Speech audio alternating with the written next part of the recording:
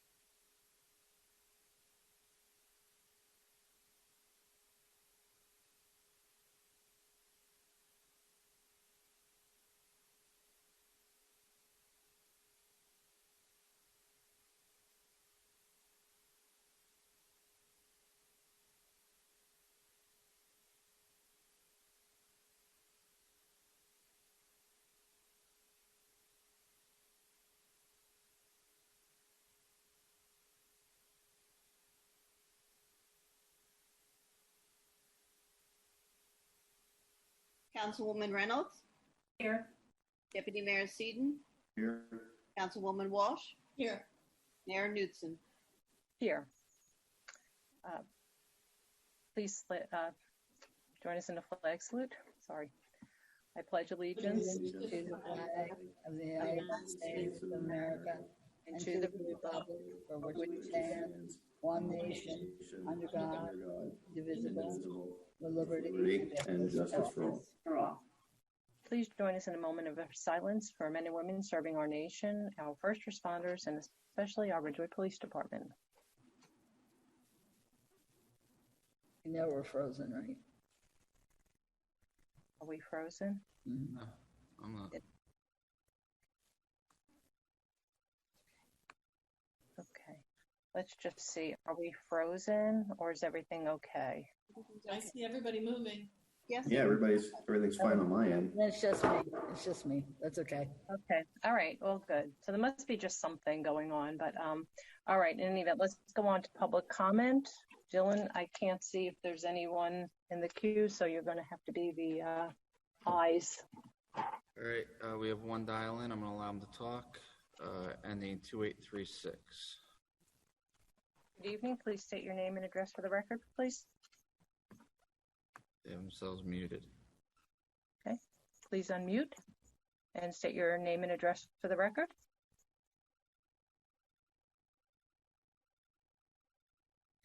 I'm not unmuting.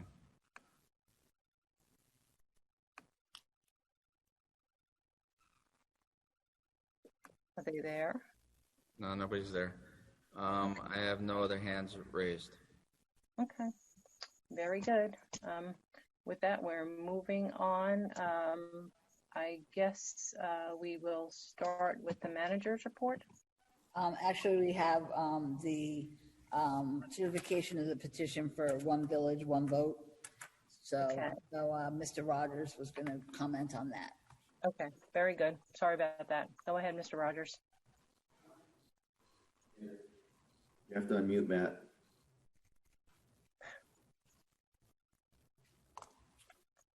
I was ready to jump right in. Okay, great. It's always been custom and practice for this council not to comment on pending litigation.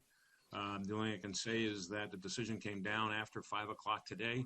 Need time to review it, and I'll be talking with all the members of the council tomorrow with regard to next steps. And that's the extent of the statement we'll make at this time. Very good. Thank you, Mr. Rogers, Village Council. Moving on to the manager's report. Okay. Welcome back to Ridgewood, New Jersey event. Includes outdoor dining and free music. Saturday and Sunday at Ridgewood Avenue. Heather, we cannot hear you.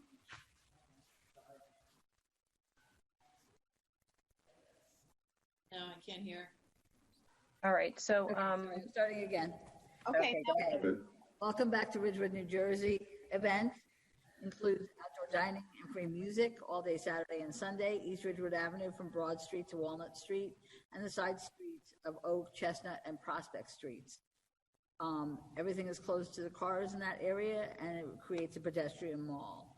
The Hudson Street Garage, the first floor, is open for business. It's $1 an hour, and to be paid at the kiosk at the Hudson Street entrance, and it's a 3-hour limit. On Monday, September 7th, observance of Labor Day, all village offices will be closed. Recycling and sanitation pickup services are suspended, and the recycling center will also be closed. To honor the memory of the 12 Ridgewood residents lost on 9/11, portraits of each resident are displayed in the Ridgewood Public Library, Belcher Auditorium for the month of September. The library is open 7 days a week and offers a place for reflection. The U.S. Census, I'm glad to report that we now have increased to an 83% response rate. We ask that you please fill out the census online or by phone no later than September 30th, as we have a goal of 100% response rate. Rear yard garbage collection resumed in July, so residents no longer need to bring their garbage cans to the street. Election season is upon us, and so election signs and any other signs you may have may not be placed in the planting strip between the curb and sidewalk or on any public property. They may be placed on your property. The general election will be primarily vote by mail. Voters may mail back their ballots to the county via U.S. mail, or they may put it in the ballot box outside of the village hall lobby, or may bring it to their polling location. There'll be only 3 locations. Check your sample ballot as to where you'll vote and put it into the ballot box at the polling location. Or you can vote by provisional paper ballot at the polling location. There will be ADA voting machines available in the polling locations, but they would only be used for those unable to mark the mail-in ballots. The Village Council is seeking resident volunteers to serve on boards and committees. That includes the Planning Board, Zoning Board of Adjustment, Central Business District Advisory Committee, Ridgewood Community Center Advisory Board, Ridgewood Arts Council, Shade Tree Commission, Green Ridgewood, Ridgewood Green Team, and the Open Space Committee. And the deadline to apply is September 8th, which is coming up in about a week. Please submit the Citizen Volunteer Leadership Form, which is found on the website under Forms. Then please go to page 2. It says Village Clerk, and then you'll see Citizen Leadership Form, Volunteer Leadership Form. And then also submit a resume or a biography of your accomplishments or what you've done in life, and a cover letter indicating which boards you would like to serve on. Due to COVID-19, there are various cancellations of events. The Chamber of Commerce car show scheduled for 9/11 has been canceled, as has Coffee with the Council, which was scheduled for 9/12. And then the Parks and Recreation Street Fair is also canceled, which was scheduled for 9/20. Chamber of Commerce will hold its annual Shop Hop Sale Days inside and out on October 1st, 2nd, and 3rd. The Bergen County Utilities Authority Household Hazardous Waste Collection is on September 12th at the Camp Gaw Mountain Reservation in Mawa, 9 a.m. to 3 p.m., rain or shine. Acceptable materials are aerosol cans, fire extinguishers, vehicle batteries, gasoline paints, all types, propane gas cylinders, thermometers, used motor oil, fertilizer, disinfectants, and bug spray. Upcoming Village Council meetings, September 9th next week is our regular public meeting. September 23rd is a Village Council Public Works session at 7:30, and October 7th is a Village Council Public Works session at 7:30. The public meeting next week begins at 8 p.m. I just want to mention on behalf of the Social Security Administration that during the current coronavirus pandemic, they continue to provide help to anyone who may need Social Security help. You can apply for retirement, disability, Medicare benefits, check the status of an application or appeal, request a replacement Social Security card, print a benefit verification letter, and much more. You can do many of these items online. And then we know that, and they know that many people want to converse with someone and want to speak with someone. So they do have phone help if you do wish to do that. We'll have information about this posted on our website so that if you do need to speak with someone about Social Security or want to know the website, it will be on our website. And that is all I have for tonight. Great. Very good. Thank you. Councilman Walsh. I don't have anything for tonight. Okay, that was quick. Councilwoman Perrin. Okay, the Chamber of Commerce hasn't met since our last meeting. The next meeting is September 9th, although work has been going on during the past month, particularly with respect to the pedestrian mall. And Green Ridgewood also did not meet during the month of August. We meet on Thursday, and that's at 7 o'clock. It is open to the public, so if you would like to join us, contact Dylan Hansen, and he can send you a link. Open Space did meet on August 20th, and Rob Carney, who is an employee of the Ridgewood Water Utility, presented. He is going for a graduate degree in GIS mapping. So it was really interesting about how you map natural resources. And he's urging people to help him draft an environmental resource inventory for the town. I signed up to do the Dunham Trail. And let's see. Open Space is looking for more volunteers to help Rob with that endeavor, which overlaps with his membership in Green Ridgewood. Let's see, the CBD Advisory Committee is really trying to help the downtown businesses thrive. This is such a difficult time, as you know. The pilot program for grab and go spaces, parking spaces, is up and running, and we're all really excited about that. There are 10 spaces sprinkled throughout town on the north-south streets. So Walnut, Oak, Chestnut, North Broad, and Wilsey Square. And those are free 15-minute parking spots for people who are either picking up contactless delivery from, say, a restaurant or the shoemaker, or they can run a very quick errand in that time. So look for those signs. I hope people use those spots. And we hope that works for the merchants as well. We are also considering a visitors bureau for the Central Business District in the form of a website, so that people from Franklin Lakes or Glen Rock can see what's going on in Ridgewood. We are continuing to work on handouts and literature for potential tenants in the multifamily housing complexes to, again, provide coupons to businesses downtown, invite them to look around the village and see what's attractive and whether they want to move here. That's all I have. Okay, great. Pam, just real quick on the Open Space Initiative, can folks just email you directly if they are interested in participating? Yes. Okay, so why don't you just give a shout out to your email address? P. Perrin, that's PPERRON @ridgewoodnj.net. Or you could just visit the village website and find Pam's email on there. So please do help. Lean in and help. Great, thank you. I'm not sure that's up yet. I haven't checked it. Well, at least I just know to email you. That's all. So great. Councilwoman Reynolds. Hi. The planning board met last night. We reviewed the final draft of the first section of the master plan, Our Village, Our Future. So that was big. It was a huge step in the right direction for the master plan.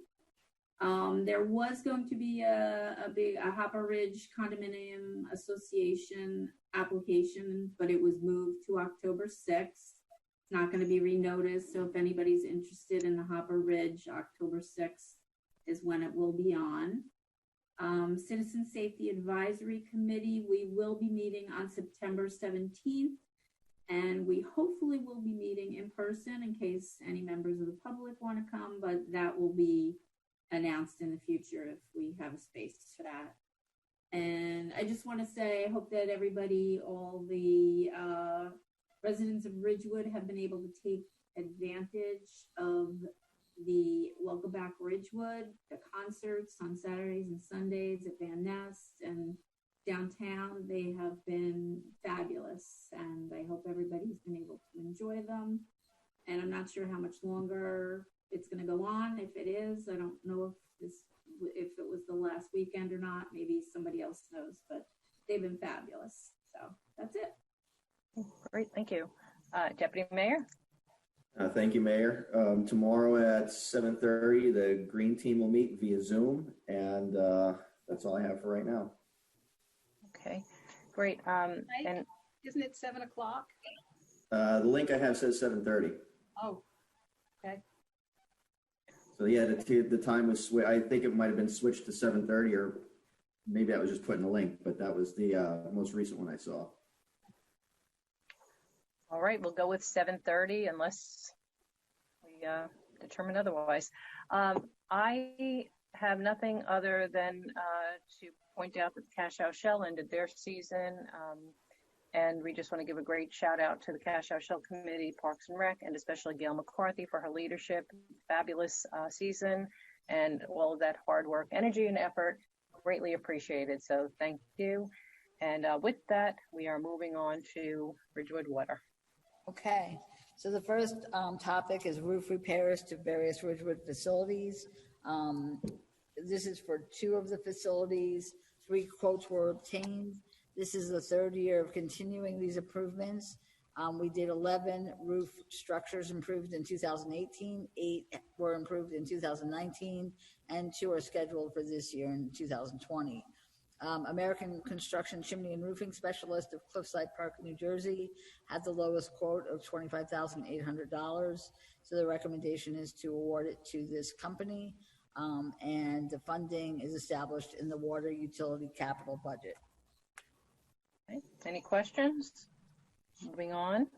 Next item is professional services for preliminary design services for PFAS treatment and associated projects. In June of this year, Mont McDonald, our consultant, completed the Ridgewood Water PFAS planning and treatment study. The study mapped out a master plan of alternatives to reconfigure some of the treatment systems to eliminate concentrations of PFAS. The primary focus of the plan is to centralize treatment for efficiency and to take advantage of sites that have more space for the required treatment equipment. Ridgewood Water would like to proceed with the preliminary design at 4 of the 13 proposed treatment plants. So far, treatment has been installed and is operational at the Carr treatment plant. As we know, design evaluations are underway for the Mar Ravine, Irving Linwood, upgraded Carr, and 20 plants. All of these plants serve the largest pressure zone for the system, which is a low pressure zone. The focus for the next preliminary design is on treatment plants in other operational zones, such as intermediate and high zones, and 1 other geographical location in the low. In addition to the preliminary design services, Mont McDonald will assist with treatment plant at Carr, evaluate all of the raw water pipeline that are required for the new system build out, and participate in the rate making analysis with our hired rate professional and any meetings with NJDEP to lay out the compliance schedule for meeting the new PFAS regulations. Mott McDonald was previously Hatch Mott McDonald, and so they've been involved with numerous projects with Ridgewood Water probably for decades. Based on their past project experience and working knowledge of our system, they'll be best suited to perform this professional engineering service. So the recommendation is to award it to Mont McDonald of Isla, New Jersey, in an amount not to exceed $277,600. Funding for this is in the water capital budget. Okay. Any questions? Remember, I can't see anyone, so just jump in if you have anything. Okay, moving on. Mr. Calvi? Did you? Yes. Are these the types of costs that the village is asking for reimbursement in the pending litigation? Yes. Thank you. Anyone else? No. Okay. The next one is a award of a contract for replacement of water mains. This is on Jefferson Street and Salem Lane. Bids were received yesterday, and there were 22 plan holders eligible to bid, and we actually did receive 15 bids. They range from a low of $814,290 to a high of $1,821,750. So more than $1 million difference. The low bid received was from OnQ Technologies of Roydale, New Jersey, with a quote of $814,290. They submitted a complete bid package and all necessary information, and they've also successfully worked for the village in the past. This will be funded from the Ridgewood Water Capital Budget. I have a question. Mm-hmm. A spread of $1 million. Are we missing something? Or they're not going to come back with change orders? I mean, it seems like a big spread. It is a huge spread. The low bidder did put a number of items. They bid a minimal amount, $1. Those are the items we had in the bid, which we may or may not use. They're going to take a gamble that we're not going to use them. That's their gamble. Okay. I do know the contractor is very eager to start work, so I think he needs the work. I know the high bidder has plenty of work. Basically just put out a what's it worth to me number. Okay. That's why they were so high. Okay. We had another bidder also in the I think second bidder, Martinez son, was around $830, if I recall correctly. The spreadsheet should have been attached to, 895 it was. 895. you can see if you look in the spreadsheet, I know the numbers are very small, but you can see how each bidder strategized their bid in the prices they assigned and the values they assigned to various items. Are you okay with that, Councilman Walsh? Yeah, thank you. Thank you, Chris. Good thing. Okay. The next item is awarding professional services contracts. On August 28th, proposals for professional services for a risk and resilience assessment and emergency response plan update was put out, and they were received on that date.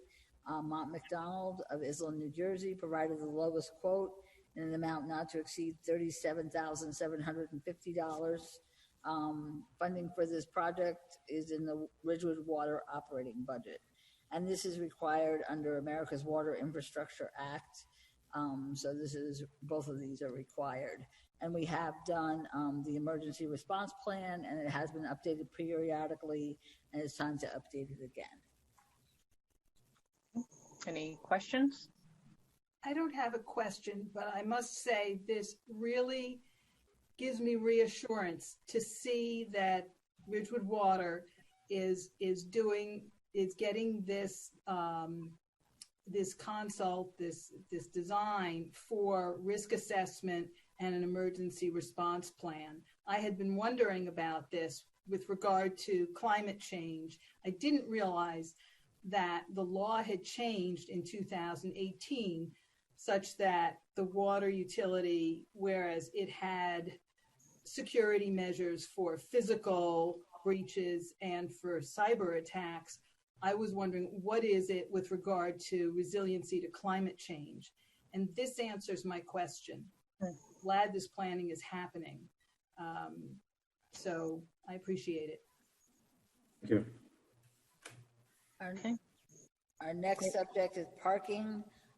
It's parking on Colonial Road. I know Mayor Newton had asked for this to be on. All right, so I'm going to take this. I'm sure some of you are aware that there have been ongoing issues on Colonial Road, specific to one resident having some difficulties backing out of her driveway, and because of the configuration, the narrowness of the road, and the configuration of the limited time parking on the south side of the road versus the no parking on the north side of the road, this particular resident has a driveway that's on a steep hill, and coupled with the narrow roadway, when she backs out, if someone is parked immediately on the opposite side of her driveway, she often runs into problems. So she had reached out. We had some conversation. I understand that this was at CSAC for a while, or maybe there was some conversation. I didn't get any of the notes from that at this point. But when I visited the location and had the opportunity to speak with the resident, it occurred to me that a number of years ago, I recall another resident backed out of her driveway, similarly situated, and hit a tree. When we look at the homes along the north side of the road, there's about 6 of them. If everybody's familiar with that little stretch, about 6 of them are on high, up on the hill. Their driveways are rather narrow, and when they're typically backing out, it's difficult to maneuver. So when I was kind of looking at I can barely hear you. Yes. Oh, I'm sorry. Okay. So looking at the homes along that particular stretch, there's about 6 of them that are on a hill, and they each have very narrow driveways that are on a steep incline. And so when I visited the site and looked at what was going on there, it occurred to me that it might be a simple solution, given that this particular resident had one accident and another resident, I'm aware, backed into a tree. Susan, it's very hard to hear you. Something's wrong with your sound. Dylan, can you check it out? Yeah, he just left the room for a minute. I'm sure he'll be back any minute. But yeah, it was fine, and all of a sudden it faded out. I don't know if it was the connection or. Is that better? No, it's not. But if you speak really slowly, we might be able to hear you. Okay, let me try this. So, visiting the site, it occurred to me, is that okay? It's still low, but Really it's hard to hear. okay. Okay. So, visiting the site, it occurred to me that one option might be to simply flip the no parking on the north side to the south side and the timed parking from the south side to the north side. And I just thought that maybe it would be prudent to have the police department look into that and have, so we could either do that flip only on one section where those homes are on the steep hill and they are, struggle with that issue, or we could do it on the entire length of the street, whatever works for everyone, but it would be at least something that begins some work towards a solution there. If this is the same road I'm thinking of, then several years ago, there was a fatality with a car backing out. Different road? That was No, different road. This is Colonial Road. And this is very specific. It's not a shared driveway situation. It is nothing like that. This is simply that 6 homes on the north side of that street are higher up on a hill, and they back out of the driveways. Now, anybody who's ever backed up a hill knows that it's kind of hard to do. So there have been some suggestions they can back into their driveways, but the difficulty in that is the driveways are also narrow, and several of them have concrete retaining walls along the very narrow driveways. So it also makes it uncomfortable for people to back up and then pull out straight. And so the issue is that it's a narrow driveway on a hill, on a steep hill, and folks are backing out. And if they didn't have the cars parking legally on the opposite side of the street, if we just flipped it, it might just offer a solution that's a little, like, kind of almost simple solution to their struggles. This in particular, this one resident. I don't know if Mr. Rudishauser or Sergeant Chuck have looked at this location before. Maybe, I don't know if you have any input you might want to give.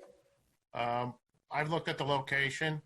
I've spoken to a number of residents in confidence.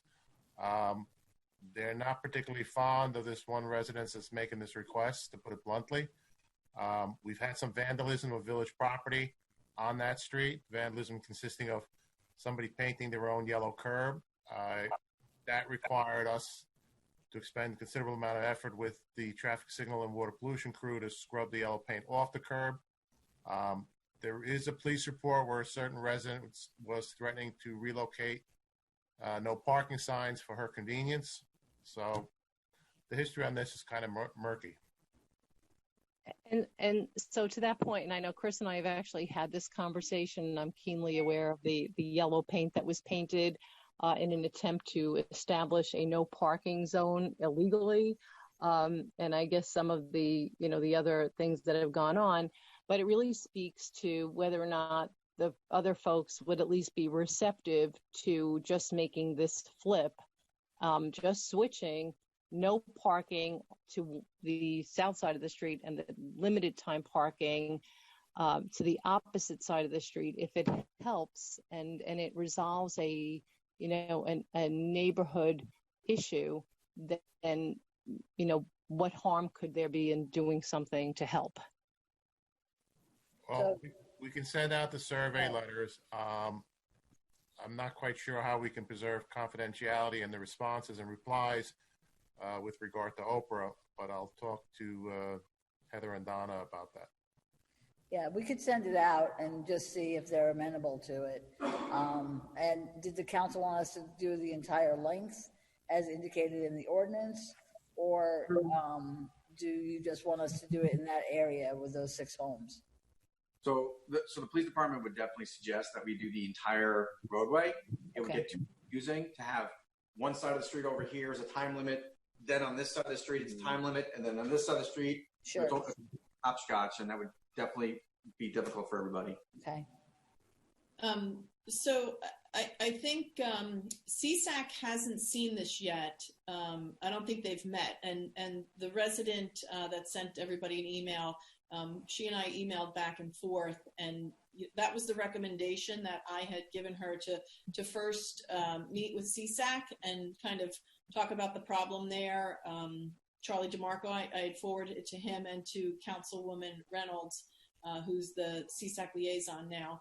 But I recall years past, Colonial Road had come up when Stevens Field was finished because people were, and that was, I think, Chris, correct me if I'm wrong, why there was this change in parking back then, because there were so many people parking on Colonial Road because of Stevens Field. So I don't know if there's been a change in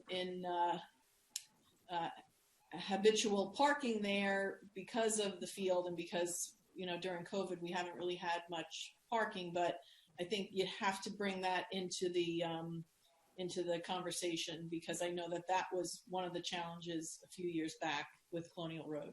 Well, Stevens Field has been out of service for, I think, the last month and a half, 2 months, because they've reskinned it. So that's reduced the parking demand.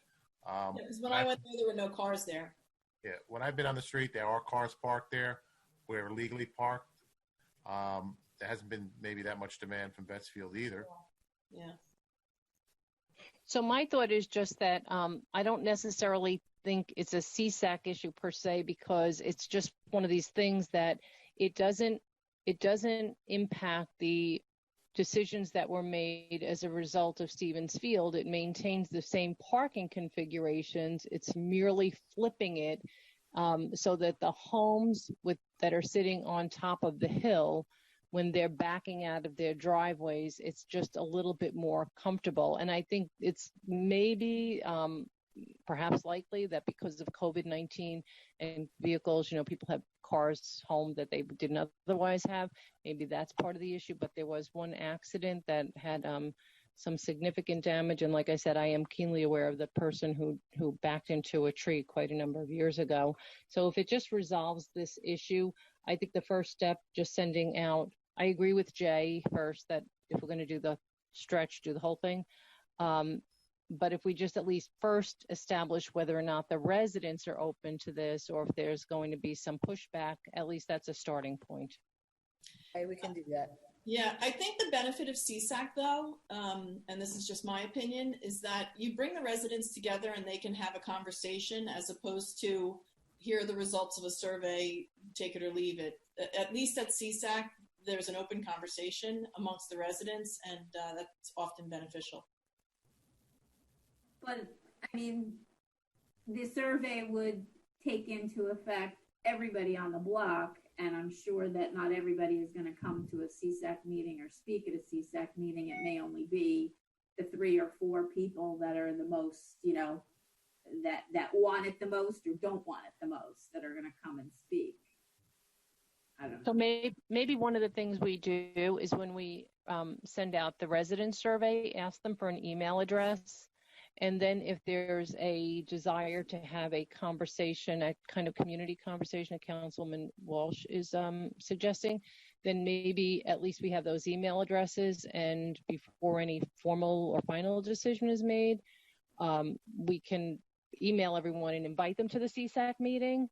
And at least this would just be a preliminary step. Well, could we just put the date for the next CSAC meeting in the survey letter that we send out? So therefore, if somebody gets the letter, they know that this is a topic of discussion, and if they're interested, they could come to the next CSAC meeting. And kind of do it in parallel. So you send out the survey, and then you say, as you're sending out the survey to everyone, you alert them of the next CSAC meeting. So then those who feel really passionate one way or the other could attend the meeting and speak their minds. Yeah, that sounds fair. Yeah, that sounds like a good idea. Okay, So it's September 17th. There you go. But we don't know where it is yet. That's the problem. We should know by early next week. So I Okay. just need to figure out how we can do it with social distancing and, you know, with residents coming, and so, okay. Great. Very good. Thank you, everyone. Okay, Okay. moving on. The next item is under budget, is the quarterly financial statements, and Robert Rooney, our Chief Financial Officer, will go through those with us. Good evening.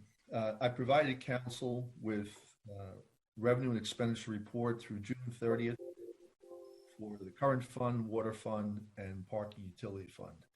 I think the order you have in your paperwork is the current fund first, so I'll go through that.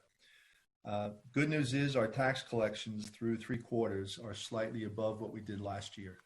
So the fear of not getting participation as we had in the past is past us. We still got another quarter to go, but that is very promising. On sheet 1 of the revenues, I put asterisks by those revenues that will be in jeopardy this year. The significant ones are municipal court, the recreation fees and permits, and uniform construction code. Those, just because of COVID, will be challenged this year, and hopefully we can come close to what we anticipate. But it's one of those things we have to keep an eye on. Some of the other challenges are the timing of billing. So some of the 0% that you see, bills may have gone out in June, and since we are on a cash basis, we can't recognize that until it's collected. So overall, the revenues in the general fund are about 46% of what we anticipate, which is good news under the circumstances. In the appropriation side, some of the COVID expenses are recorded in the specific line items where they've been incurred, such as signal, building maintenance, and then we have a catch-all bucket where we are holding expenses for COVID that have not hit these appropriations. Those are the ones that we're going to have to take a look at as we get closer to the end of the year to determine how we're going to fund those to move forward. We've submitted requests to FEMA and to CARES. For FEMA would be 75% reimbursement, CARES would be 25% reimbursement for those expenses that we've incurred related to COVID, which would include overtime for police department, any other departments. So we're waiting to hear back on that.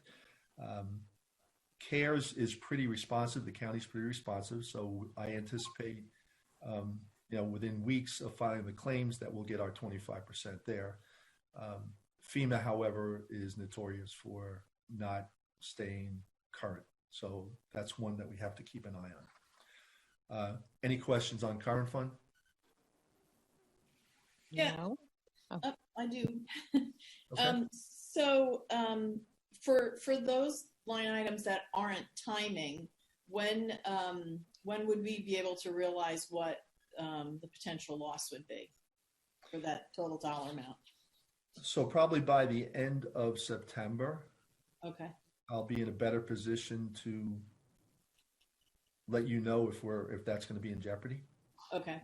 And after I finish these 3 funds, I'll give you some positive news that we got from the state on Monday as to how we move forward. Good. Thank you. Anybody else? Okay. Water, I think you have is the next one. Water, although only 43% of their budget has been, of their anticipated revenues have been received. My conversations with Rich Calby, July was a banner month. A lot of billings on because of the heat, the use of water. So I'm confident water's not going to be a problem. Again, we're past the what I would call the hot part of the year where we have to be concerned about purchase of water and the usage of water. So I think moving forward, we're in good shape there. Under the appropriation side for water, we've spent about 41% of what we've budgeted. We do have some capital outlay funds that projects are ongoing and they haven't really kicked in full stream yet because of COVID. So I anticipate they're going to be ratcheting out by the end of the year. So I think we're in good shape on water. And then comes my favorite topic of the parking utility fund.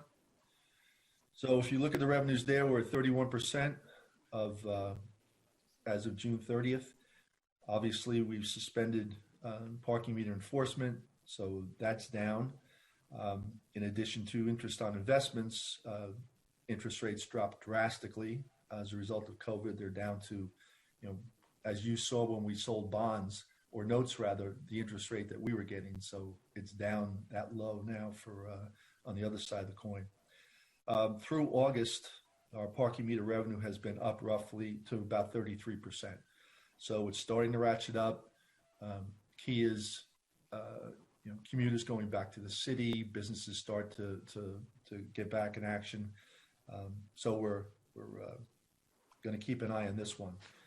And then on the appropriation side, we're about 38% of what we budgeted.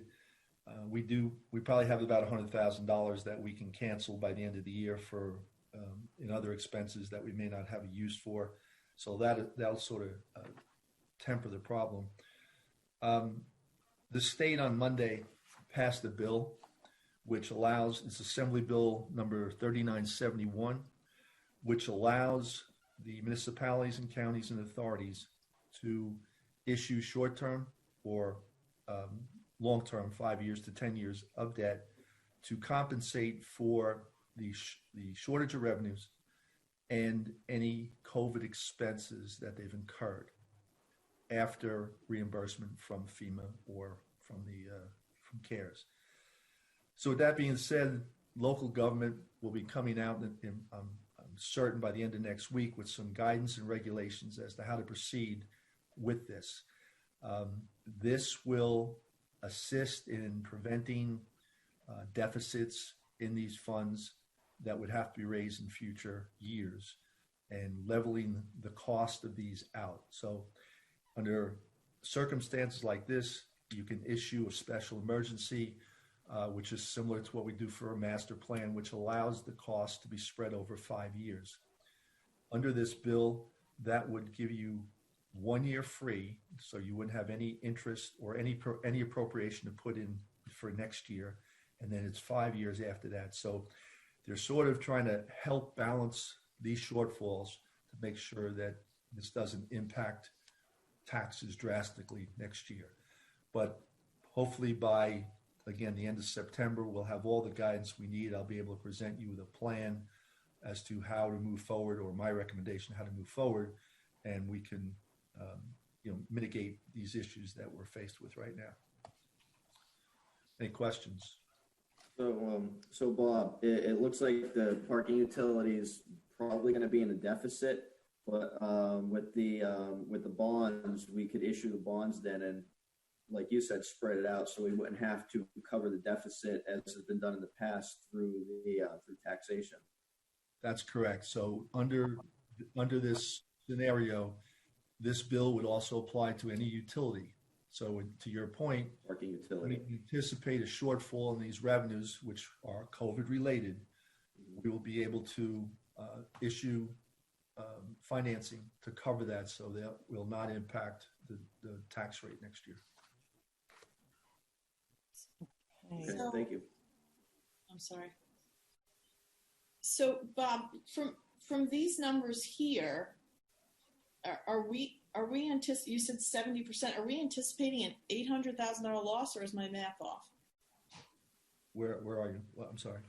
On the parking utility fund. Okay. We should get the revenues, at least 70% of the revenues. Is that? No, I'm sorry if I said that. I misspoke. Oh. I said up through August, we're about 33% of what we anticipate for parking. As far as the any deficit, that remains to be seen as to what I'm going to get in here by September.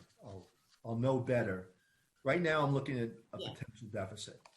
Okay. Yeah. So there has to be some increase in volume to be able to compensate for that going forward. Yeah. But if that doesn't happen, there is a vehicle that we can put in place that will mitigate that loss and spread it out down the road. So it will not impact the general fund. Okay, thanks. Okay, other questions? Anyone? Okay. Okay. Thanks. Thank you. The next item is declaring an abandoned vehicle housed at the Signal Division surplus. This is actually a 2007 Nissan Xterra that was seized by the police department. They've obtained a New Jersey Motor Vehicle Commission certificate of title for this abandoned vehicle. And so the request is to declare it surplus so that it can be auctioned. Any question? Heather, when was it seized? Do we know? I think it was in the note. 2012. I'm sorry, 2014. And when was it forfeited? About 2 months ago. It was a long court process. And actually, after the court process, the defendant passed away in northern Jersey. What's the value of it? Any idea? Almost nothing. And it's actually, he put some sort of trigger on it so we can't start the car. He put some sort of device on it where we can't start the car normally. But we haven't, literally every time we've moved it, it's hadn't been towed. So it's parts. Parts, right? Yeah. I mean, yeah, we just want to get rid of it. So it must be in really bad shape now since it's been sitting all these years. Anyway, right? It probably needs an extra coat of paint and definitely some vacuuming inside. Okay. All right. All right. The next one is awarding a contract for our PEOs, 2021 Ford Escape. We've had only one vehicle for our PEOs for over a year. Sometimes there are multiple tasks that they have to accomplish, and there are 2 cars required. There are also days when the one car we have is in service, and so therefore it's out of service. It has to be serviced by our fleet division, and so there are no cars for them to use. We're also trying to move towards the LPR system of enforcement, so therefore we would need a second car for that as well.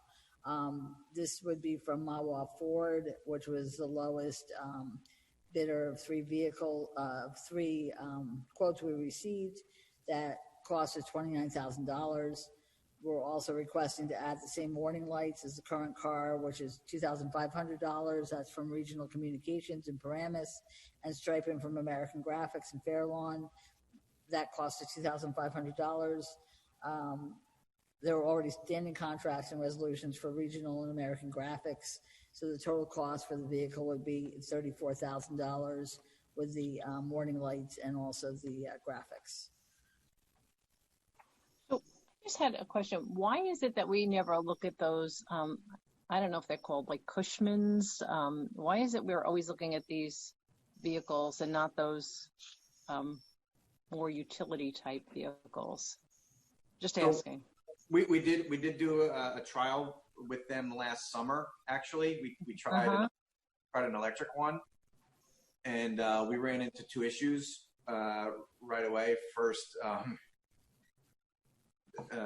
when it rained, they weren't getting much rain protection. The equipment that the PEOs were using, they weren't able to recharge in that vehicle. And also, a couple of their responsibilities take them over the highway and roadways that are over 25 miles an hour. And those Cushmans are low-speed vehicles only, so they can't go on the highway. They can't go up on like Goffle Road, Paramus Road, over the bridges.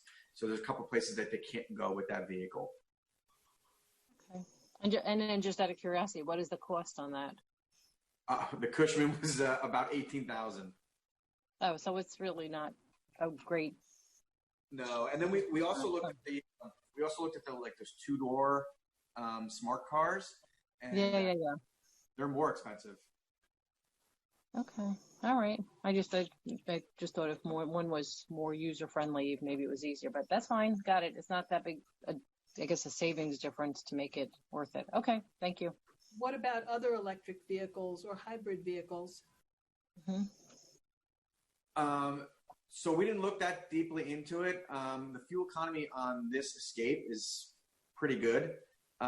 So the hybrids are normally a little more expensive. The problem we ran into this year is that most of the state contracts have expired. So we're pretty much just kind of buying what's out there. So that's definitely driving the costs up a little bit more. As you guys can tell, I mean, I think we bought the same car last year for about 26,000. Right. Okay, I'm good. I have a question. So, Heather, you made a comment about the license plate reader. Is there a specific like setup for the license plate reader? Why do we have to be? Why couldn't we be in a sedan for the parking utility? Like, why are we going to a SUV? So we could. The difference between the sedan and the SUV was $1,100. Okay. But then we lose four-wheel drive capability, so we can't use. You have the less ability to use it. Also, the setup takes a little more space inside the car. Like there needs to be a computer in the car, and obviously the sedan's a little tighter.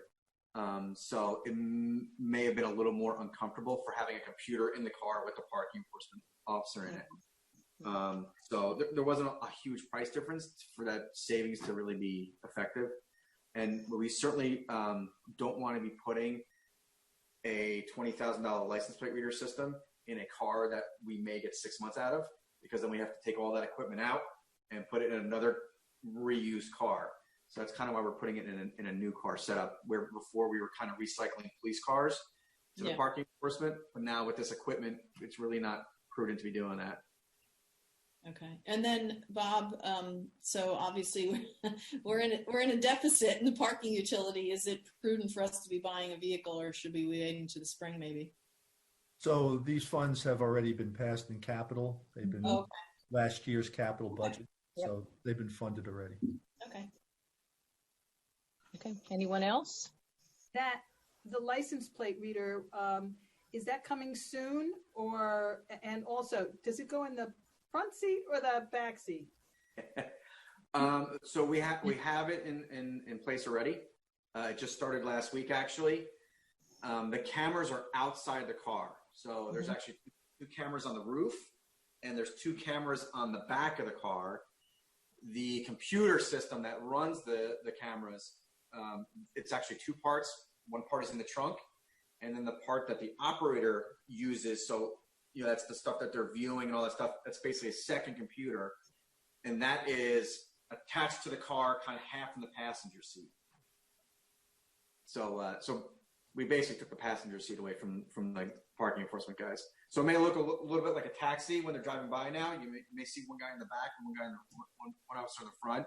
That's because they don't want to be sitting with a computer against their knees. Okay. Anyone else? Okay. Okay. Thanks, Jim. Our next item is tree planting in Area D in various locations. We went out for informal quotes, bids. We had approximately 12 plant holders eligible to bid, and we received 7. There were 3 bidders that each presented the lowest price for specific trees, and the general instructions indicated that we could make partial awards based on the bid results. Therefore, we're recommending that portions of the tree planting informal proposal solicitation be awarded to 3 lowest bidders, described as the lowest bid for those particular trees. So Faircut Services LLC of Little Falls, New Jersey, 44 Yellowwood and 40 Sawtooth Oak for a total of $43,832. Downs Tree Service of Hawthorne, New Jersey, 33 Persian Ironwood, 24 Sugar Maple, 23 Trident Maple for a total of $42,320. And Clark Moynihan Landscaping and Construction LLC of Andover, New Jersey, 13 Japanese Tree Lilac, Amur Maple, Amur Makaya, and Swamp White Oak for a total of $23,570. The grand total of the award is $109,722 for 218 trees to be planted in the village. And funding for this work is in a capital ordinance.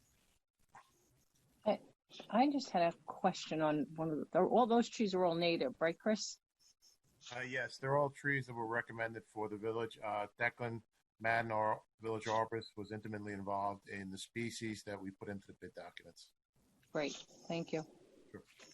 So I have a question about the species, because I looked up a couple of them and I honestly don't know if I know what I'm doing, but some of them look like the branches are going to be low, and that would obviously be a problem. You need trees that are going to be tall and have upright branches. Not necessarily. There's two types of species we're looking at. We're looking for trees that are suitable for under utility wire locations, and trees for locations that don't have any utility wires that would compromise them as they grow. That's why you are correct. There are species that are more low growing. Those are going to have to be for where we have utility wires, because we have constant problems and conflicts with trees and our wires. But if they're under the utility wires, I mean, they're going to be in areas where trucks are driving or buses, right? We also are trying to talk to people to plant the trees not between the curb and the sidewalk and the parkway strip, but behind the sidewalk more on the property. That removes them further from the traveled lane where their growth could be impeded by a vehicle. Can you tell people where they have to be planted, or you can only suggest?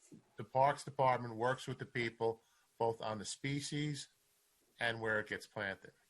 Obviously, another thing we have to do, we have to look at a mark out. It's ill-advised to plant the tree right on top of somebody's sanitary sewer lateral, for example, or their water service or their gas service, because all those three utilities might be struck during the digging. And, many people in the village experience problems with those sewer lateral and tree roots down the road. Right. We don't want to add to a problem. Okay, thanks. Sure thing. So, Chris, is this kind of like an effort to, and I always look at Circle Ave. Circle Ave, to me, the tree streets on Circle Ave are always on the house side of the sidewalk. They were never between the sidewalk and the road. So is this like kind of an effort to move toward that? And then what do we have the right to make that as like a requirement? We or the Parks Department talks to the residents and tries to, if I understand correctly, tries to convince them to plant on the inside of the sidewalk, away from the parkway strip, particularly if the parkway strip is relatively narrow, as it is on many streets. In some streets, it's almost 3-4 feet wide. That could better support a tree, but when it's only 18 inches wide, it's a little more problematic, particularly as the trees get older and larger. Okay. All right. What do you do if somebody says, no, I don't want it, on my part of the grass, it has to be there, you say, well, then you don't get a tree, or what happens? That's up to the arborist. That's a decision-making process he'll undergo. If he and a homeowner resident can't come to an agreement, then maybe they'll move on to the next location. We have ample locations that need trees. We are just working in one section of the village. This is Area D. If we get all these trees planted in Area D, great. If not everybody wants a tree, they'll be moving on to other sections. Where is Area D? I don't have my map with me. I'm sorry. Is it the same as like leaf pickup Area D, or no? Much, yes. Okay. I would just like to make a request that our arborist time is freed up while this planting is going on, because we've had issues in the past where people were improperly planting trees or just throwing them in the ground. So some companies are better than others. And it comes down to, you can have the same company out there and maybe have two crews, and one crew is better than another, and they might be doing a good job and the other crew might not be. So seeing as how this is it's an investment and the price is starting to come up. I mean, when we first started planting trees, I think the cost to do it was around $350 a tree. And now we're seeing costs in excess of $500 per tree. So it's really becoming an investment, and I'd hate to see these things, dying left and right because somebody didn't plant them right. So I think it would be of the utmost importance to have our arborists out there supervising these plantings to make sure that everything's done the best way possible to give the trees the best chance of survival. Okay, we'll see if we can do that. Yeah. Thank you. And remind me what the maintenance is on these? Is it just up to the homeowner? I think the Parks Department has a flyer that they give the homeowners that discusses the maintenance and the responsibilities and care of the trees. I don't have one with me right now. We can get you a sample if you'd like. Do they give them gator bags and stakes to help the tree stay straight up? Trees are staked. I believe they are supplied with a gator bag. However, the resident is asked to fill the gator bag. We do not have the staff to go around filling the gator bags on a regular basis. Well, the resident, because there's only watering 2 days a week with a sprinkler, if you're getting a tree planted, is there any kind of exception that you're allowed to water more often? Because a new tree obviously needs more than water twice a week. I think that's a little bit of a stretch because the gator bags are there. You can fill them with a hose anytime. Yeah. That's permitted. That's not a restricted item under the stage 2 requirements. So if somebody wanted to say they want an exemption to the irrigation regulations, they'd have to contact the water company, present their case, and they'd have to make the final determination. Okay. And are these going to be planted? Is this for this fall or is this for this spring? It's intended for this fall.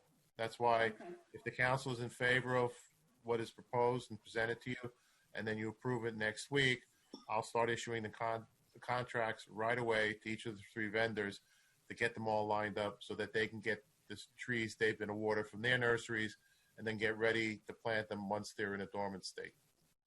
Okay. Chris, doesn't our ordinance say if you have a new tree planting that you're permitted to water it? I think our ordinance actually does say that. Permitted or required? Permitted to hand water new plantings. You're always permitted to hand water. Well, not between the hours of 10 a.m. and 6 p.m. That's Which a lot of people don't know, because I see a lot of people hand watering during the day. But they could pull a hose out to it and water it once a week for a good, half hour, and that's plenty of water for it. Well, I think all the watering instructions are on the flyer that the residents get when a tree's planted. Well, okay. Anyone else? Just when this comes up next week, remind us where Area D is. Yeah. And so we've done the other areas. We've done ADC, and so we're up to D to do trees. So over the last 3 years, we've done the others. So, but there's always, as Chris said, if not everyone in D wants it, we'll go back to A probably again. Okay. No tree will be left unplanted. True. Okay. The next item, as you know, we did a renovation and upgrade to the grading pool bathrooms. Triplex Industries of South Amboy, New Jersey, successfully performed the work. Their workmanship was satisfactory. We asked them for a quote to provide a number of items that were not in the original bid documents, and the attached change order request has been approved by the architects Connolly and Hickey.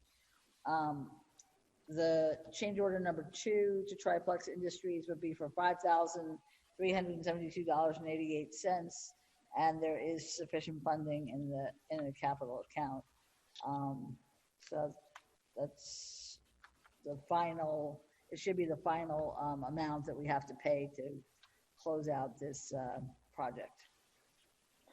So I just when we were doing this original project, stainless steel, ADA compliant stainless steel grab bars weren't in the plan, or stainless steel tamper resistant toilet paper dispensers, ADA compliant tamper resistant other items. I mean, those things just were never in the plan. And then install matching grout from the partition, like those things just were never. I guess the partition was that change that we did before, Right. but I mean, ADA grab bars weren't in the plan. It just seems to me like that would be something that just any architect would have had to have added that in just by to be up to code. I'm just confused by that. I think I need a response. The only thing I can do is go to Connolly and Hickey and ask why these weren't included. Yeah, I mean, they're just, it's like kind of standard fare. It's like the menu that you have to hit on these items as an architect. I think we need to know why they were not included. Okay. It's not a lot of money, the 5,000, but it just begs the question as to why these items were not included. Right. Okay, I'll get that answer for you. Thank you. Okay, so Anything as else? long as we get that answer, hopefully we're okay to approve it so we can close out the project. Yeah.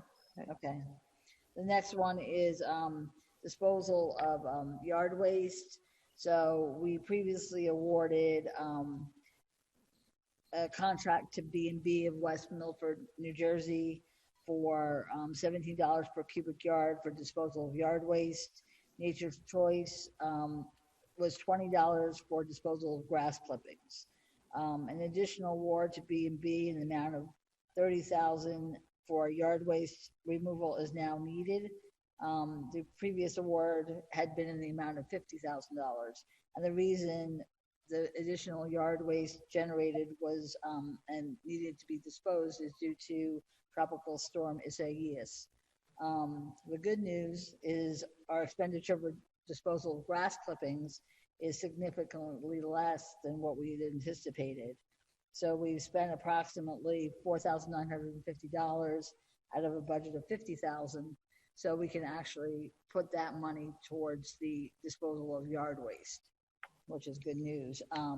And we cannot dispose of our yard waste materials at our leaf compost facility under our permit for the DEP. So that's why we need to truck it up to B&B or Nature's Choice for the grass clippings. Questions, comments? Just curious why the grass clippings was so far off. Was the year before, was it like 50,000? I mean, I know last summer we had a lot of rain, this summer we have no rain, and that's what it came down to. The grass grew last year and not this year. It depends on the growing season, depends what our trucks collect off the street. It depends what residents as landscaper take with them or whether they leave it for them to dispose of at the curb. Sometimes the loads are not always pure grass. They get some brush in them, and then B&B has accepted those because they're also $3, I believe, a yard cheaper than going to Nature's Choice. So we've been trying to direct materials to B&B because of the $3 difference. We've been successful. They've been comfortable. They've accepted our materials.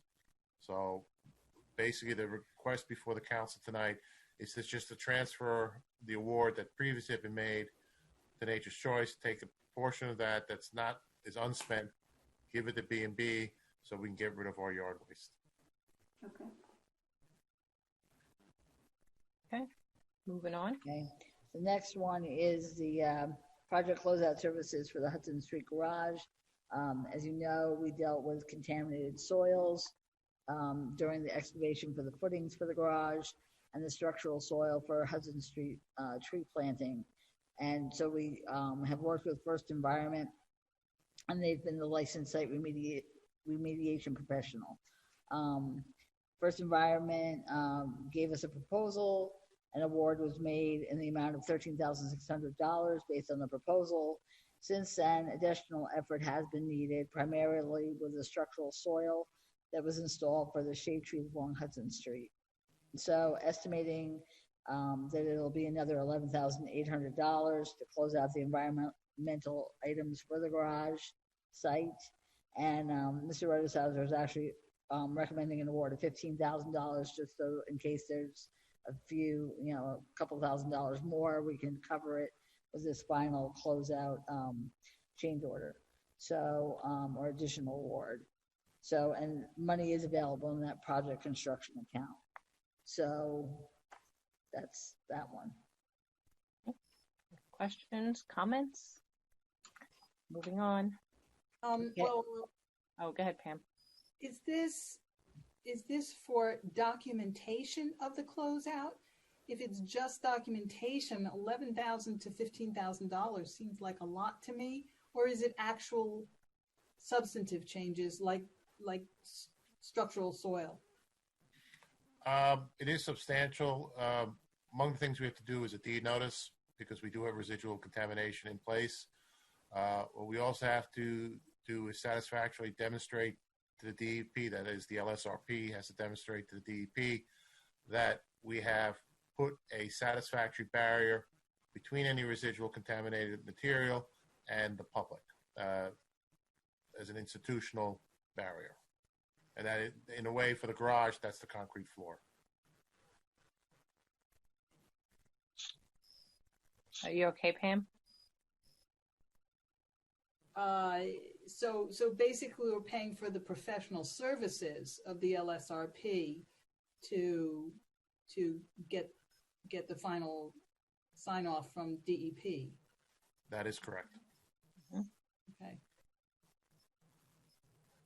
Our next one is awarding cooperative purchasing contract, awarding a contract under cooperative purchasing contract for the filling system to replace the current 1997 air filling system, which is for the fire department. We did discuss this previously, or we were going to discuss this, I'm sorry. Previously, it was removed from the agenda because we didn't have a funding source. As you recall, we did introduce an ordinance, which was a general capital ordinance, which included the compressor to fill these bottles, the bottles. So this is a system that we're going to purchase. It's $29,990 under npp.gov contract. It's a cooperative purchasing contract. And so what we'll do is we'll pay for it from the operating budget until the capital account becomes available. And the award is to Air and Gas Technologies of Cliffwood Beach, New Jersey. Okay. Any questions? Okay, moving on. Okay. The next one is under policy, which is discussion of suspended CBD ordinances. Okay, so over the course of the past couple of months, Welcome Back to Ridgewood has been meeting, and during the course of that those meetings, a number of ordinances have been suspended to help facilitate the pedestrian plaza, to accommodate the on-street dining, to kind of add maybe balloons and other such things. So I thought it was important to put together a list of all the ordinances that have been suspended, which we have not been able to compile the entire list just yet. But they really should be handled through a resolution by the village council.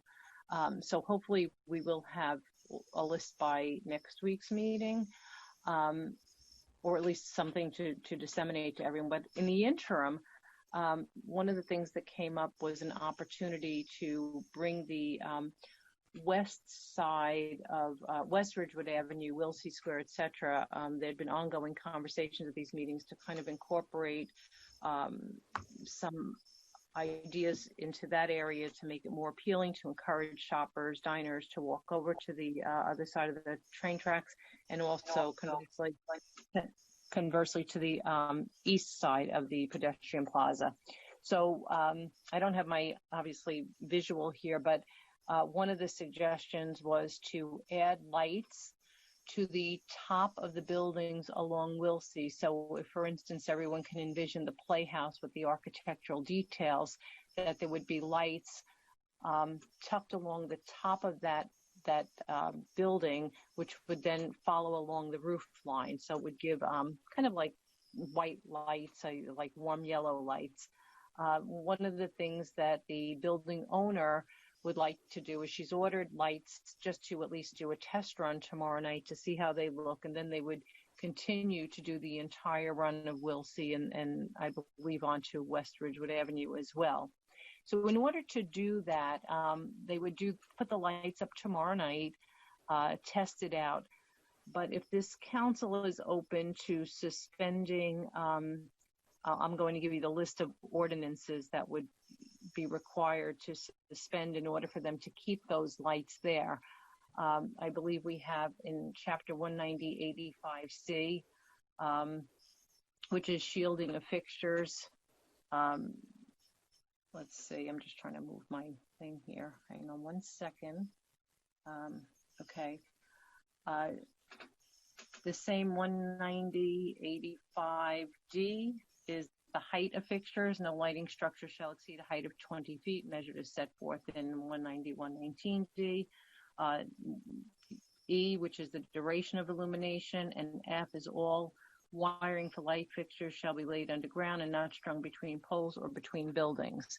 So it's a real opportunity. The planning board did take a look at this last night and determined that it was a positive impact. I have a letter from the planning board as an HPC review. That the planning board agrees that this is something worthwhile at least looking at and allowing to happen. So the question for the council is if everyone is open to suspending this ordinance next week by resolution. We would have the resolution prepared and could adopt it then. And in the interim, when they do the lights tomorrow night, rather than just doing it as a test run and having to go on top of the roof and doing the lights and then taking them down and then go back up next week, we would just allow them to leave those up until the resolution is passed. So if anybody has any questions, jump in. But again, it's going to be twofold. It's going to be the lights along the tops of the roof lines along Wilsey and then turning on to West Ridgewood Avenue. And then the other list of ordinances, just to compile that list of those ordinances that may have been suspended that were not done by resolution. Does that make sense? Yeah. So is it a string of lights? What kind of lights are they? So yeah, they're string lights. They're going to be a warm yellow light. Okay. It's just to kind of give a glow over on Wilsey. So if you're standing, Bernadette, on the east side or on East Ridgewood Avenue, you would kind of see that in the distance. And there's some signage.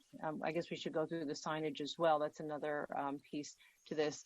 So there would be signage on the as you're walking into the tunnel, encouraging folks to visit the west side of Ridgewood Ave with some wayfinding stickers. I think we have to still resolve the issue of whether or not there's residue, but they would be on the ground if that works out.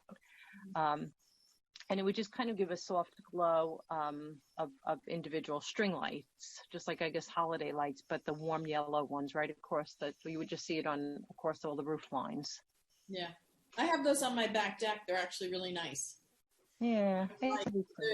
And they give off a good, I mean, I have on a dimmer, so you can dim it down or you can raise it up. Mine's a white light though. But it gives off a lot of light. So I have them too. Mine's yellow. I like them. Yeah, they're nice. Yeah. So I didn't circulate the letter from the planning board, but this was from the planning board last night, serving in the capacity of the Historic Preservation Commission, reviewed the proposed temporary signage and lighting. The planning board did go over the signage at the train station, which will bring attention to the west side of the railroad station. Various signs and lighting would be visible from east side and should extend pedestrian traffic underneath the tunnel to the west. The signs will also be visible to New Jersey Transit riders coming to the Ridgewood station. The planning board members recommend to the council they approve this effort to bring attention to the west side of Ridgewood. So essentially, it really was just a review, wasn't an application or anything. We didn't leave it at that because it's part of the bigger welcome back to Ridgewood, New Jersey, and trying to give some attention over to that other side of the railroad track. So it's just the signage, but the important one would be those ordinances that definitely would require suspension. But again, if everybody is agreeable and we're going to do that, then we would just allow the building owner to keep the lights up after the trial run rather than take them down and go through that whole big thing. Susan, I know you can't see the screen, but I have the sheet from last night from the planning board meeting, so I'm putting it up for people to see. This is the let's see, what does it say? Oh, I actually can see that. West Village. This is like going down to the train station. I can't see if I'm holding it up. I thought you were doing a screen share. I thought that was very sophisticated for you. And then this would be by Smoked. This is the sign that they had suggested to put up at Smoked. It's hard to see. And then I don't have anything with the lights. I guess we didn't, I guess I didn't have anything in my packet with the lights. Yeah, I had it actually. It was on my image but I can't. Oh, but this one is not a good one. Yeah, no, but you can actually see. So what Lorraine is showing you is the lights are going across, but the Playhouse specifically has that architectural detail across the top. So it has very interesting architectural detail. Those lights you wouldn't see them on the face like that. They would actually be along the roof line. So it's a little bit different than it's shown there, but it would really shadow the roof line. So exactly. So each property owner does their own. I'm not quite certain how I think one person will be doing the ordering. I think they're going to work together to accomplish this so that it's all kind of appears as a seamless effort. And yeah, so I think they'll have to have some coordination. I'm not certain. I don't think that's our end of it. We just really need everyone. We don't need to get indemnified for any activity of installing or anything like that. Correct. Absolutely correct. Basically, I've been going to the subcommittee meetings twice a week for this, and basically it's 2 landlords for all those little shops. Mm-hmm. And one of the landlords also owns the property where Smoked is. Yeah. And if you look at that building, it really is just like the Flatiron building in New York. Mm-hmm. And you might consider lights on that as well, because it is architecturally pretty interesting. Right. So the planning board did recommend to almost expand on this over to the, Garber and into West Ridgewood Avenue, and certainly the Smoke building. I kind of thought that would have been included all anyway. But most importantly, whatever the plan is, that the important piece of it, as the plan evolves, is that we are open and agreeable to suspending that ordinance for the time being temporarily, and then looking, whether or not down the road there's a benefit to rethinking that ordinance in its entirety. So I think the first question is, if everyone's agreeable to suspending the ordinance, then what we can do is tell everyone, tell them when they put the lights up in their trial run, they can just leave them, because that's what we'll be doing next week. And then they can just move forward with it and they're fine. And they get that much, everything happens that much sooner. So unless there's anyone that's opposed to that, if not. I'm all for it. Okay. And then the other ordinances, as I said, we'll have a list compiled by next week. And some of those are just, some of you may have noted, we did a pilot to allow, when you go down into the pedestrian plaza, you'll see that Egidio and Steel Wheel they've extended their footprint into the parking spaces. And there were barricades up, and that allows them to participate in that pedestrian plaza while the street is still open. So it occurred to us that leaving it there might be beneficial, as the restaurants at this point are allowed to open at 25% capacity. We also said let Felina and Sook wanted to give it a little shot, and so 2 of them have decided they would do the little trial pilot program, and it's been successful. So I believe that there are 4 additional restaurants that would like to do it. And again, this piece of it is very temporary. We've worked with the police department to make certain that the voice just went out again. Nope. Now she's totally muted. Oh, she's muted. I'm sorry. Okay, here we go. I'm sorry. I must have hit the mute button. You're Well, We still. can't hear you. Something happened. We heard Yeah, you you're far away. and then now you sound very far away. Come closer to the mic. Better? No. Okay. I don't know what to do. You can hear it. Okay. So I think if we can just move forward also next week, we'll be. I sneezed. Sorry. Bless you. Just adds to the confusion. I can't see you. You sneeze. I can't hear myself. Okay.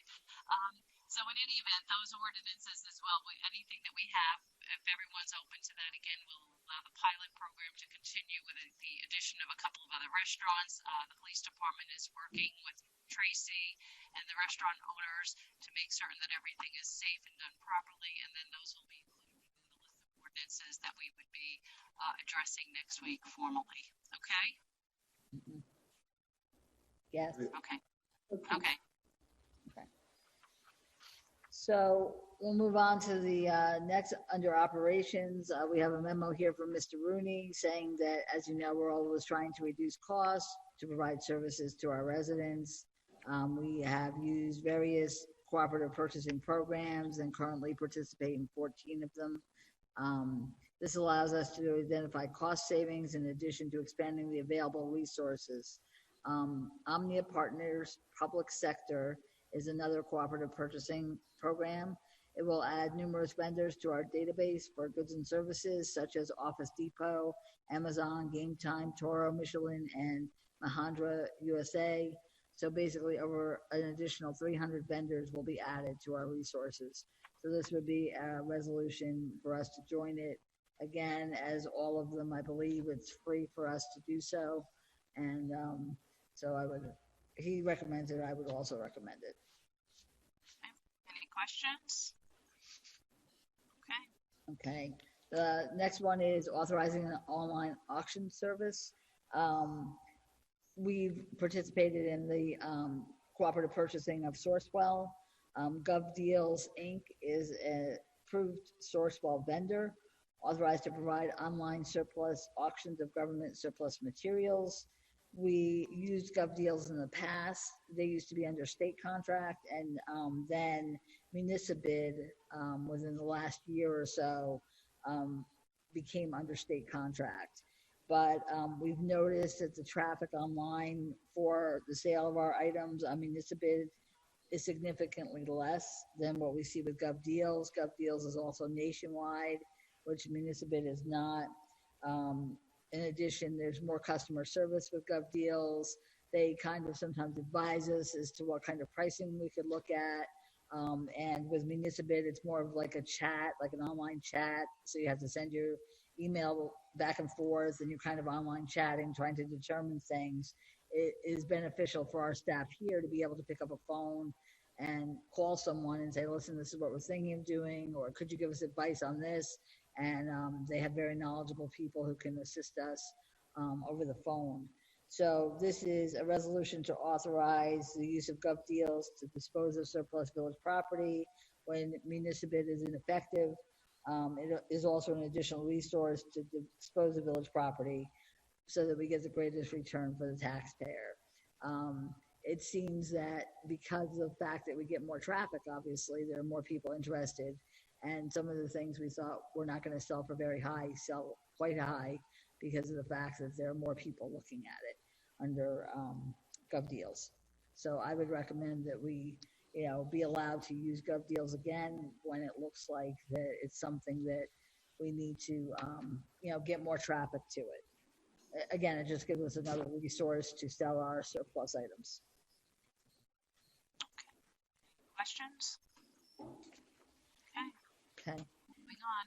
So the next one is the review of next week's public meeting. We have several proclamations: Fire Prevention Week, Gold Star Mother's Day, National Breast Cancer Awareness Week, proclaiming September National Suicide Prevention Awareness Month, and we may have a proclamation for green businesses, possibly. Then the next, we have no introduction of ordinances or public hearings for Ridgewood Water. We have resolutions, including the roof repairs for Ridgewood Water, Title 59 approval and award of contract for water main replacement for Jefferson Street and Salem Lane, awarding professional services contract for preliminary design services for PFAS treatment and associated projects, and awarding a professional services contract for risk resilience assessment and emergency response plan update.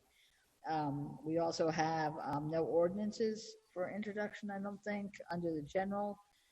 We do have several for public hearing, including amended Chapter 265 for vehicles and traffic, replacement of stop signs in the Hudson Street Garage, amending the village code to allow additional village employees to perform general code enforcement duties, amending Chapter 190 Land Use and Development, allowing accessible ramps on one-family and two-family dwellings to be reviewed by the Site Plan Exemption Committee, a bond ordinance of general capital, bond ordinance for supplemental appropriation for a front-end loader, and bond ordinance for Circle Avenue drainage improvements.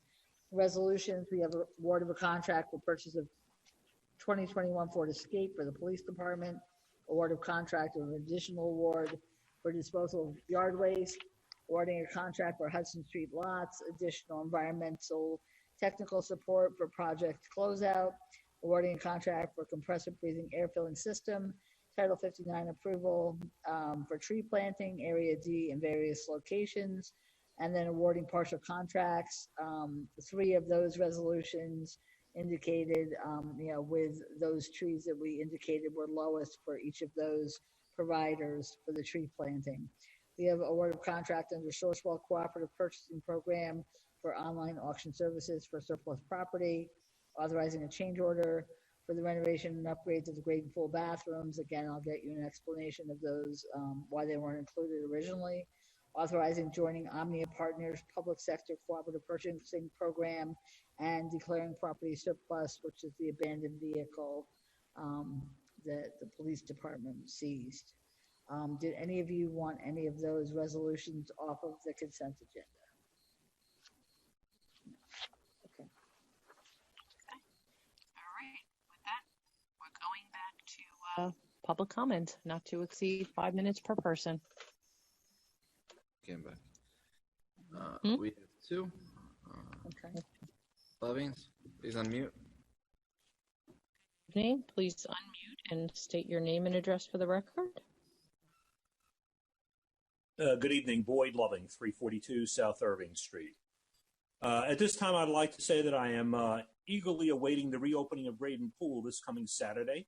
I realize it was closed this week, Monday through Friday, because of the unavailability of lifeguards, but I am looking forward to it reopening on Saturday and being open on Sunday and Monday.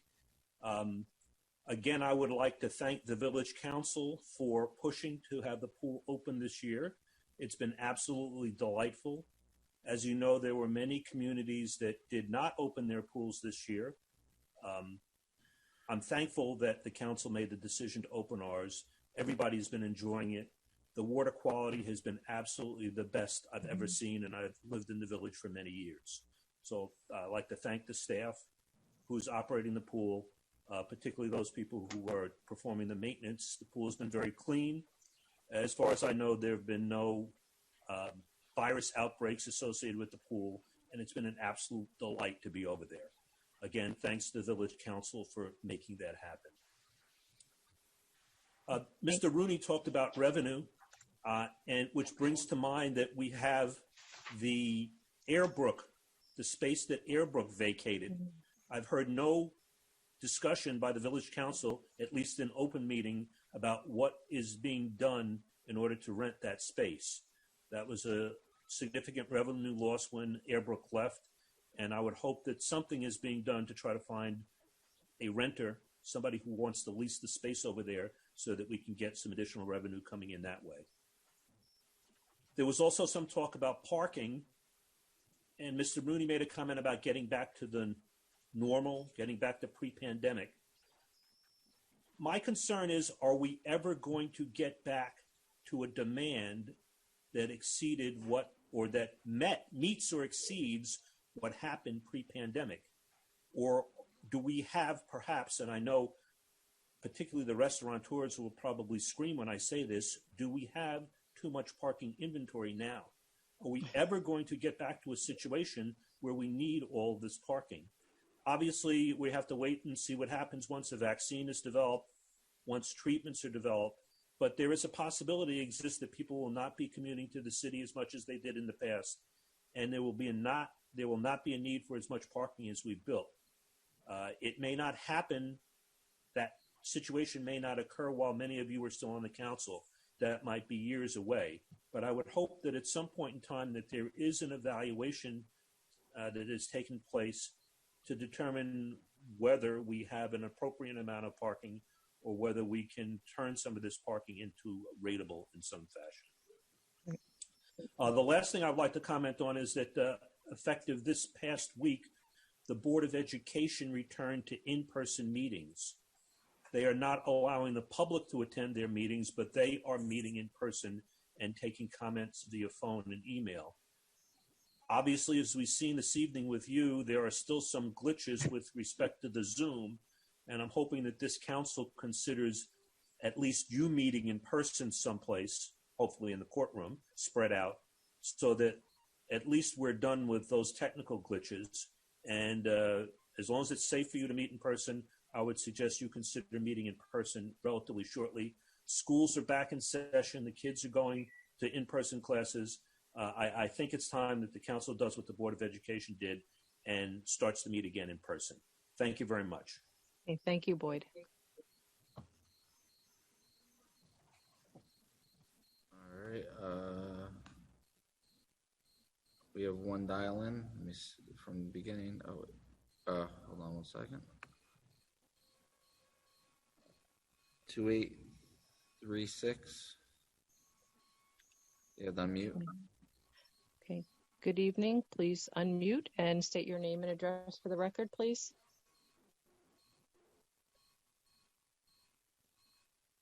They're not unmuting. All right.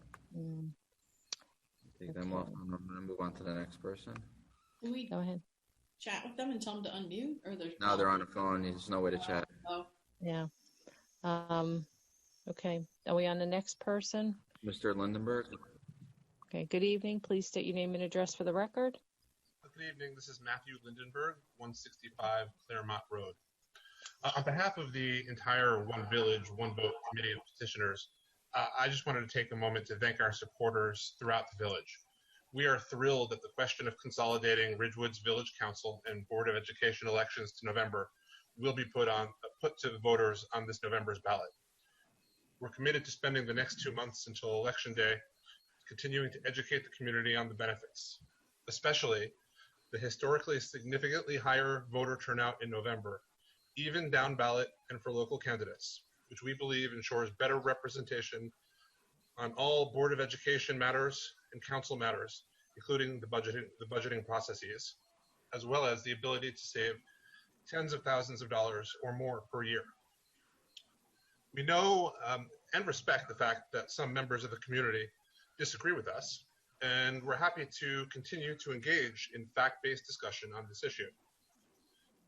We believe that it's important to share the facts and the data behind our efforts, and in an effort to do so, and to preclude any attempts to circulate any purported alternative facts, we have shared all of our data and sources, including links to supporting articles and documents on our webpage, onevillageonevote.com. We'll continue to add additional content and updates there between now and November. To close, we encourage everyone in the community to vote yes on this important ballot question when they vote this fall and join us in helping to make this progress. Thank you and good evening. Thank you.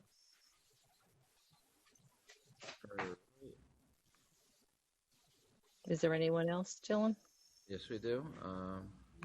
Mrs. Weber, please unmute. Okay, good evening. Please state your name and address for the record. Good evening. Can you hear me? Yes. Thank you. This is Lori Weber, 235 South Irving Street, Ridgewood, New Jersey, of course. Anyway, I just want to comment, since we did have a member of the One Vote committee call in, that putting a question on the ballot that seeks to remove a voting right on the school budget requires 5 times the signatures that were stated on the petition circulated by the One Vote campaign. And every allegation made on the One Vote website, including the ones that Mr. Lindenberg cited in his comments, can be factually disputed. Ridgewood statistics support that our local elections have enjoyed a larger turnout in the spring than the Board of Education elections enjoyed in November. And the school safety issue, the cost issues, all of those can be addressed. And what disturbs me about the way this process has proceeded is that now they are trying to put this directly on the ballot, completely bypassing the opportunity for a public hearing where the village council gets to have a reading of this and the community gets to have a vigorous and thorough discussion of this. This attempt by the One Vote campaign to bypass the laws in place to protect voter rights, to propagate misinformation, and to bypass the entire public participation process and move this directly to a vote is beyond offensive. And I would sincerely hope that the village council and the village attorney stand up for the rights for the entire community of voters here, not just 5 of them who have managed to convince 500 of promises that they will not be able to keep. Thank you. Thank you. All right, hold on 1 second. The next one's a dial-in. Okay. 2216. Good evening. Please state your name and address for the record.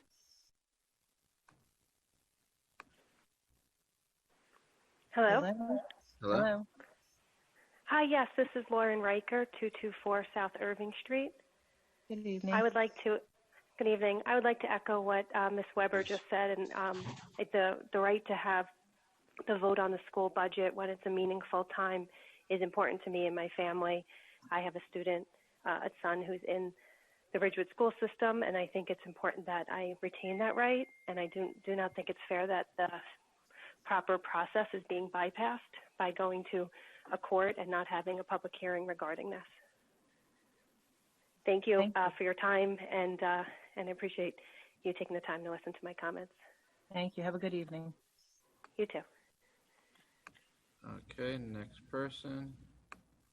Deb Steinbaum. Please unmute. Good evening. Good evening. Please state your name and address. Please state your name and address for the record.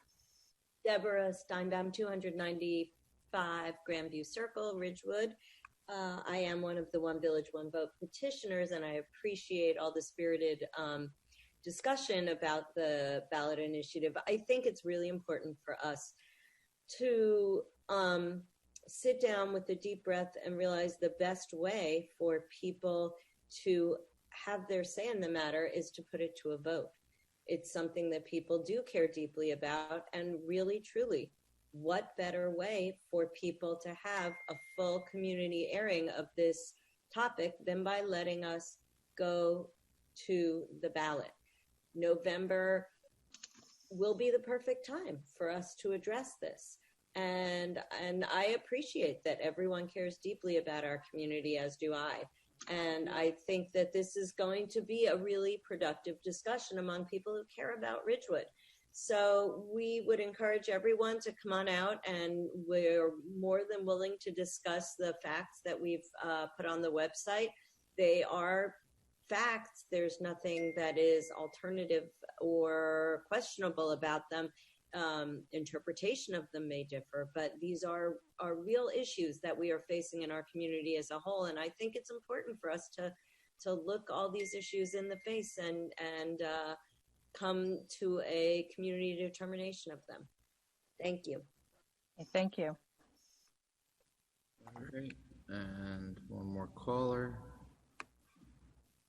2500, please unmute. Good evening. Please state your name and address for the record. Hello? I'm not unmuting. Give him a second. Okay. There we go. Good evening. Please state your name and address for the record.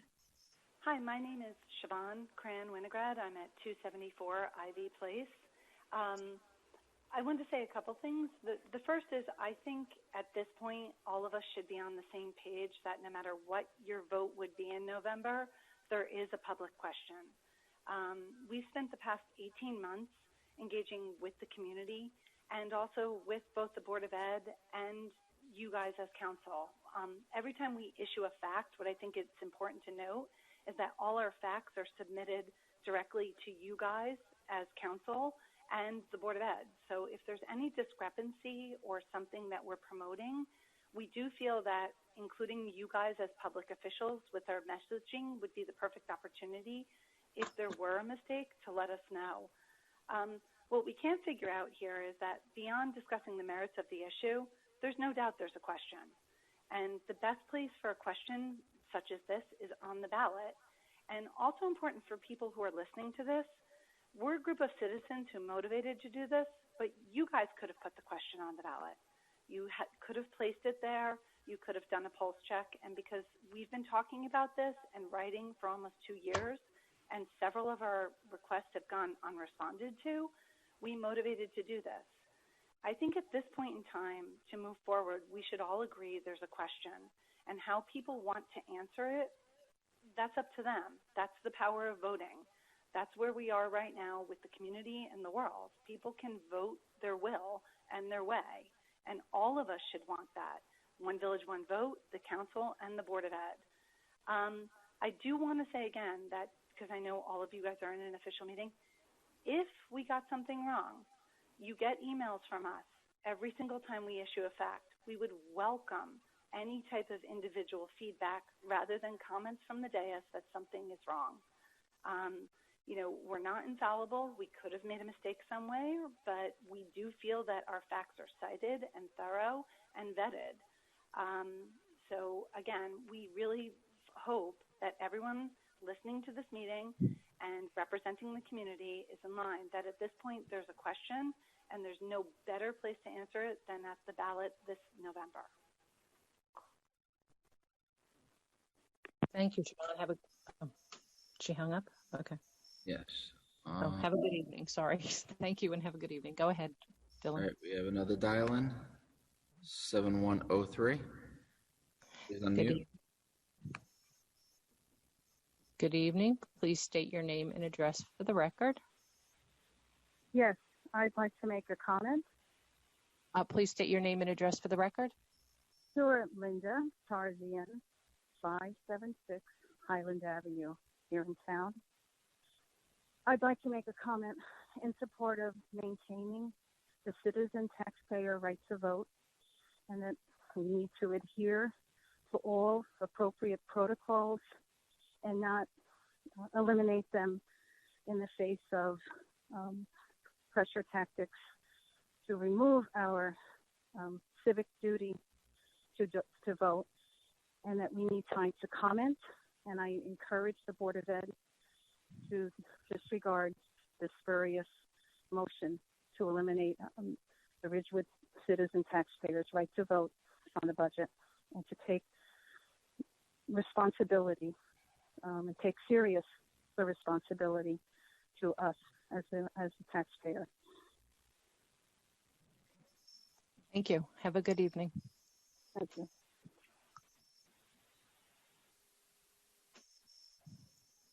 All right.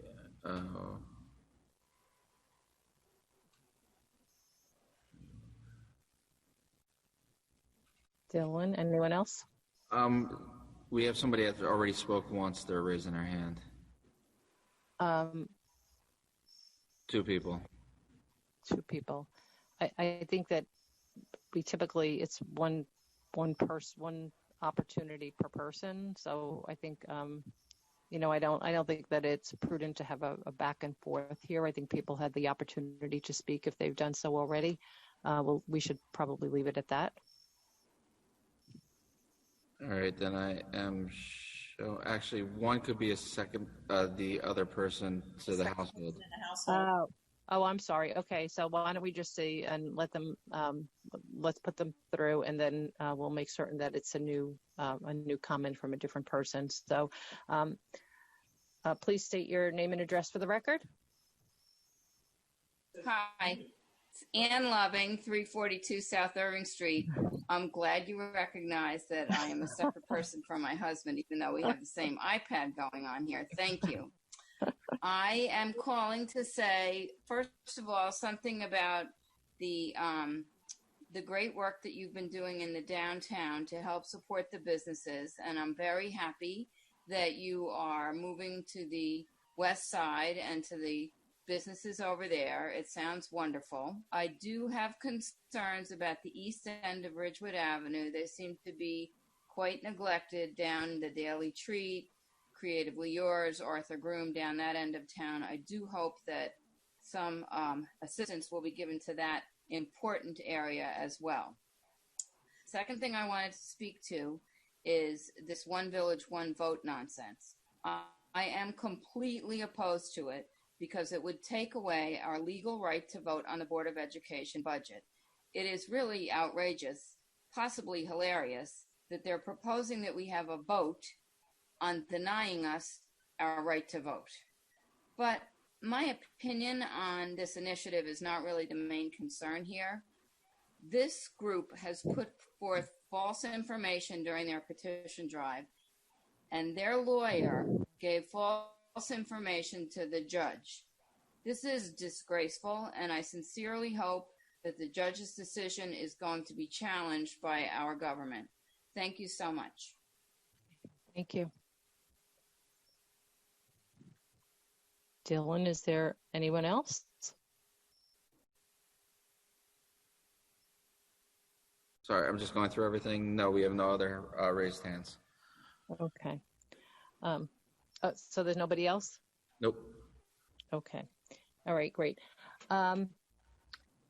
So I would be remiss if I did not point out personally that I have expressed my concerns repeatedly that the information shared relative to the cost savings by election consolidation, the numbers are inaccurate, and I will certainly be happy to detail those next week. But I will point out also, a few weeks ago we were told $100,000 plus would be the savings. Today it's tens of thousands. I think it's really important to note that the savings to the village taxpayers, the savings by maintaining those elections is far greater than $100,000, and I'll be happy to outline that next week during a public meeting. But in any event, with that, if there's no one else, we will see. I'm sorry? Oh, so in any event, next week I will outline the savings to the Ridgewood taxpayers, the significant savings to not consolidating, to leaving the election, the budget vote as is. But in any event, we will take care of that next week. In the interim, we'll take the motion to adjourn. Well, I would like to say I've looked at the figures that One Village, One Vote has put forward, and it comports with what I've seen in our budget figures so far. So I haven't seen that their facts are inaccurate. Okay. Next week, I will detail the inaccuracies. And it is once again, a significant savings to Ridgewood taxpayers to maintain the vote, the spring votes on the budget, especially. It is a significant savings, long-term savings to the Ridgewood taxpayers. And I will detail that next week. But in the meantime, we will take a motion to adjourn. Can I ask a quick question of Matt? Oh, sure. Before we close. So Matt, at the beginning of the meeting, you talked about the litigation. Is there an opportunity for the council to get a special meeting so that we can either talk maybe before the next meeting or? Well, that's up to you guys can schedule a special meeting if it meets the Open Public Meetings Act. I don't know if that can be done, and then certainly if everybody's available, we've got Labor Day weekend and we've got a week away, so it's kind of tough to fit that in.